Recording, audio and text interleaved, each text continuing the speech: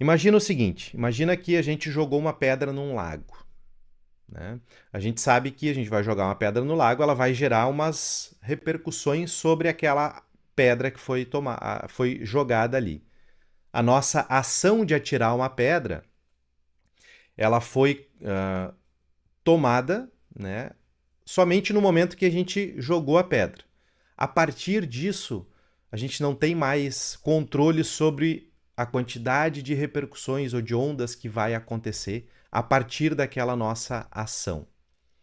Por isso que é importante nós tomarmos consciência sobre a nossa ação. Nesse caso, se a gente tomar consciência sobre o tipo de pedra que nós vamos jogar, aonde no lago a gente vai jogar, o tamanho dessa pedra, a força que a gente vai jogar, tudo isso requer avaliação. E essa avaliação é uma tomada de decisão consciente. Agora imagina na nossa vida, toda vez que a gente vai agir, falando algo, ou movimentando, ou fazendo alguma coisa na nossa vida. No momento que a gente fez esse algo, a gente não tem mais controle sobre o que vai voltar para nós. O que precisa acontecer nesse processo, então? A gente tem um distanciamento entre o estímulo que geraria aquela reação que está baseada na programação. A gente se distancia observando as situações por mais tempo, fazendo uma avaliação sobre a situação para que a decisão que nós vamos tomar sobre a ação, ela seja mais consciente. O que significa isso? Toda vez que a gente age por impulso, né, a gente tem um estímulo externo e a gente simplesmente age por impulso. Isso é uma reação. Essa reação está baseada numa programação e essa programação está baseada na inconsciência. A gente tomou uma decisão lá atrás, a gente criou um hábito, né, reacionário, digamos assim, aonde toda vez que existe aquele tipo de estímulo, eu vou ter aquele tipo de reação. Só que isso, habitando no nível inconsciente, nós não estamos agindo conscientemente sobre aquele estímulo. Então a gente vai estar agindo de forma programada na nossa vida. E aí a gente critica, né, se sentindo vítima sobre as situações que vão acontecendo na nossa vida, padrões cíclicos de repetição, as mesmas situações vão acontecendo, passa ano, entra ano, as situações não mudam. Por quê? Porque eu estou ainda reagindo de uma mesma forma como foi programado lá atrás no passado, que não tem mais nada a ver com como eu sou hoje. Só que aí, como é que eu sou hoje? Como é que eu vou chegar nessa clareza de como eu estou hoje, né? Nós precisamos, então, seguir no próximo passo dessa autoobservação, que é buscar melhorar a nossa forma de nos autoconhecer, o tão famoso autoconhecimento. O autoconhecimento, ele habita na prática. Não adianta a gente só ficar pensando sem agir sobre esse pensamento, mas o pensamento, ele precisa ser exercitado. E a gente exercita o pensamento fazendo práticas, exercícios. Eu falei no programa, no episódio sobre o Ashtanga Yoga, os 8 passos, aonde um deles é o autoestudo. Esse passo do autoestudo significa constantemente nós aprendermos durante a vida. E esse aprendizado diz respeito a aprender sobre vários tópicos diferentes. Se a gente ficar lendo sempre a mesma coisa, se a gente ficar se alimentando sempre da mesma comida, a gente vai ter uma nutrição falha, isso não só fisicamente como mentalmente. Então a gente precisa aprender, diversificar esse conhecimento.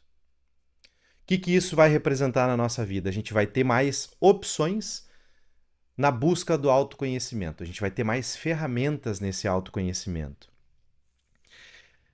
Essa busca de nos autoconhecer, ampliando o nosso leque de opções, a gente vai estar ampliando a nós mesmos. A gente vai estar aprendendo sobre a nossa capacidade de agir diferente, né? A gente vai ter ferramentas de ação que antes nós não tínhamos, só que isso a gente precisa buscar conhecimento, buscar praticar. E para praticar, existem várias técnicas, né, várias escolas que oferecem essa busca de autoconhecimento. Hoje em dia, as áreas de autoajuda, né, existe muita discussão sobre o que significa autoajuda, até os mais terapêuticos, intelectuais, tradicionais, meio que desmerecem esse termo de autoajuda. Quando, na verdade, toda vez que eu buscar solucionar algum problema interno, eu estou me autoajudando. Então, mesmo essas pessoas que desmerecem se autoajudam, só não aceitam, né, esse termo. Mas então a gente precisa buscar ferramentas de autoajuda, atividades físicas, meditação, práticas de yoga, práticas de tai chi chuan, práticas de autoconhecimento que vão além do intelecto, né? A gente precisa agir sobre as dimensões que nós temos para essa experiência humana, que é dimensão física. A gente precisa experienciar a nossa fisicalidade através de atividades físicas diversas. Práticas de meditação, que vai ajudar a equilibrar, harmonizar o nosso processo mental. A prática de meditação, ela tem um impacto na busca da espiritualidade ou de uma profundidade de conexão com a natureza, com o universo e tal. Mas ela tem um impacto importante na nossa fisiologia. Então, quanto melhor o nosso pensamento agir, né, internamente, melhor o nosso corpo vai reagir também.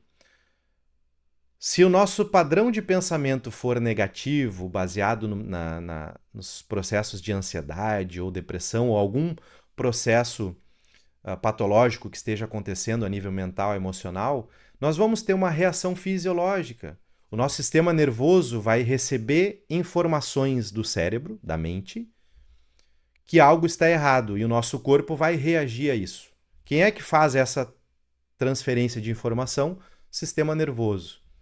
Então, se a gente unir práticas físicas com práticas de meditação, o nosso sistema nervoso ele vai começar a se harmonizar. Com isso, nossa fisiologia também vai ter esse impacto, né, desse reequilíbrio.